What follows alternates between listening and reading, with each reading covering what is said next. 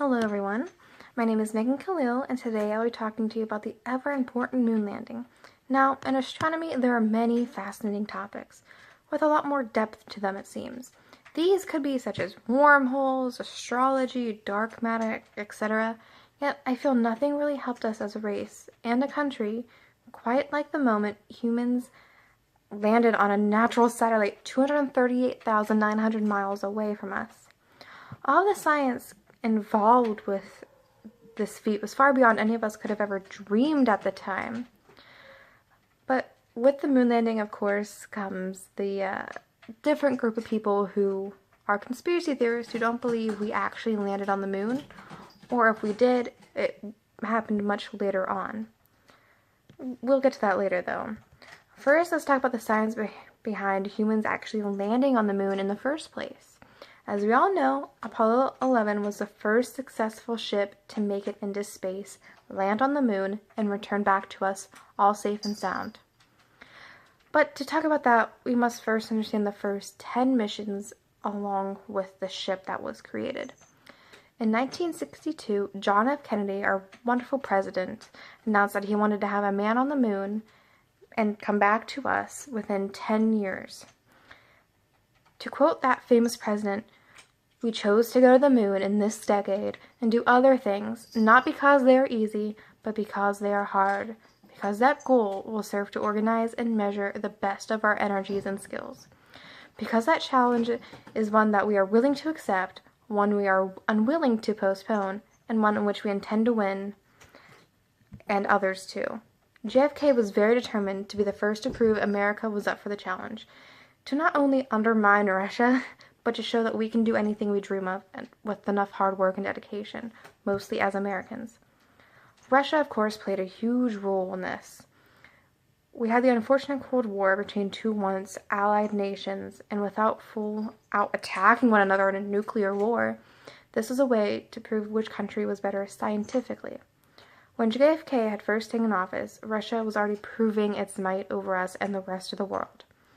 They had multiple firsts in the space race, such as launching Sputnik in October 1957, which was the first man-made object to enter Earth's orbit, as well as the world's first artificial satellite, not including the Dark Knight. They continued this with Sputnik 2 in 1957, which contained the first dog to ever go to space. Luna 1 was in January 1959, which was the first artificial satellite to orbit the sun. Luna 2 in September 1959, which was the first man-made object to reach the moon. Luna 3 in October 1959, which sent back images of the far side to the moon to us. Vostok 1 in April 1961, which was the first man to be put into Earth's orbit. We as a country had a lot of catching up to do if we wanted to, and hopefully surpass. Before the Apollo program, we had two others. They were the Mercury and the Gemini. These two programs had dabbled with man in space, but nothing serious or close to what we were hoping to achieve.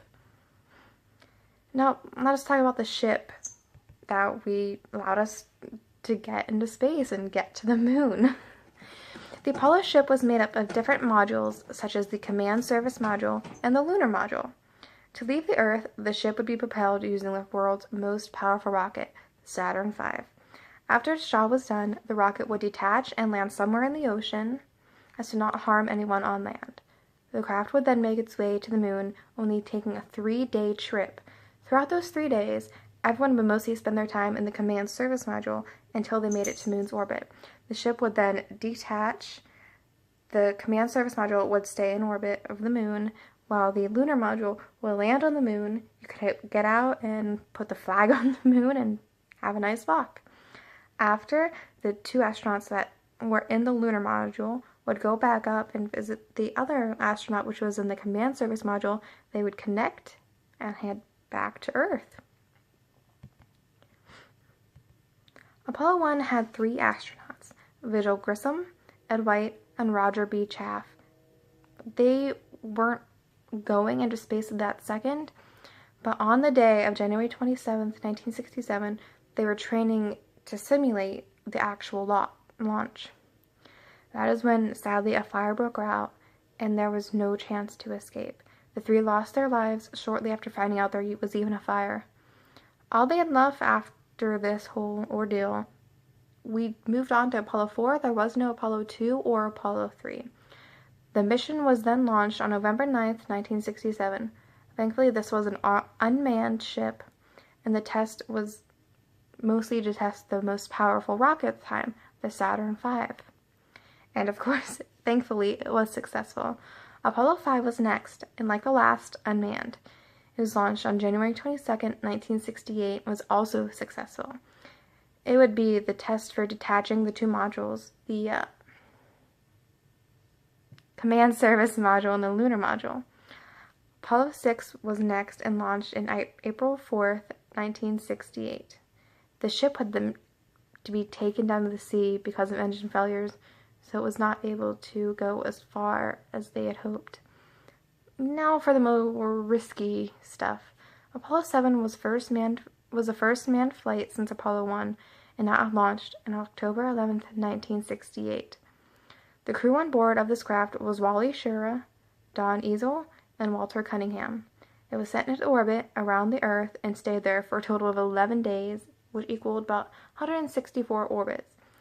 And this was the first live broadcasting for NASA for the ships. This was very successful, and hopefully a mission next after this would bring us closer to the moon. Thankfully, it did.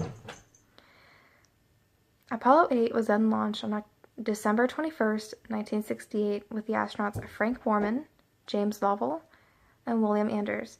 These three made it successfully to the moon, but only orbited considering the lunar module was not ready at the time.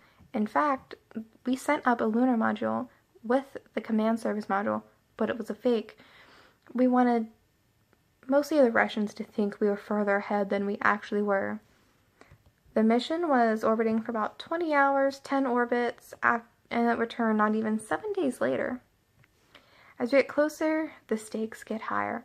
Apollo 9 was launched March 3rd, 1969, and contained James McDivitt, David Scott, and Russell Schweickart.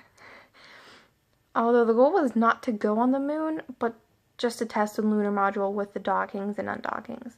Apollo 10 was then another successful test mission, the final in fact, and launched on May 18th, 1969 with Thomas Stafford, John W. Young, and Eugene Cernan.